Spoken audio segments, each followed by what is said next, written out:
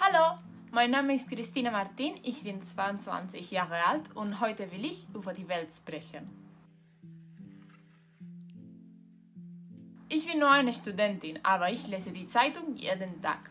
Heute gibt es viele Probleme in der Welt, vom Krisis nach Kriegen. Mein Deutsch ist nicht sehr gut, aber ich werde mein Bestes tun, über dieses Thema zu sprechen. Was konnte ich meiner Meinung nach die Welt verbessern? Das ist eine sehr komplizierte Frage. Ich denke, dass das Wichtigste die Grundbildung ist. Kinder müssen eine gute Grundbildung haben. Was denken ihr? Kinder, die lesen und über seine Meinung sprechen, sind bessere Erwachsene. Es gibt auch weniger Bullying, wenn Kinder eine gute Grundbildung haben. Von meinem Standpunkt, gute Arbeitsbedingungen verbessern auch die Welt.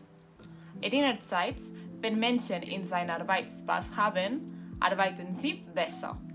Weniger Arbeitszeit gibt mehr Zeit für Hobbys und Familien. Andererseits, wenn Chefs Geld sehen, es ist schwer für gute Arbeitsbedingungen sie zu machen. Es ist klar, dass allgemeine Gesundheitsversicherung essentiell ist. Menschen können in den Arzt gehen, wenn sie krank sind. Überdies, billige Wohnungen ist auch essentiell. Hier in Spanien, junge Menschen können nicht allein leben, weil Wohnungen sehr teuer sind. Unsere Arbeit zählt uns wenig Geld und wir können nicht für eine Wohnung allein bezahlen. Das sind alles große Probleme, die wir nicht helfen können. Aber wir können unser Schäflein beitragen. Wir können Kunststoff, Glas und Papier wiederverwerten. Wir können auch die Eltern helfen. Vielleicht basteln wir ein Geschenk für unsere Freundinnen oder backen Keksen.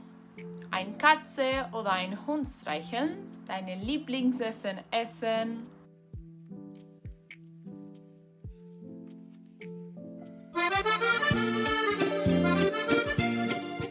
Spazieren gehen und mit deinen Freundinnen spielen. Ich glaube, dass das verbessern die Welt nur ein bisschen, aber das ist genug in dieses chaotische Welt zurzeit.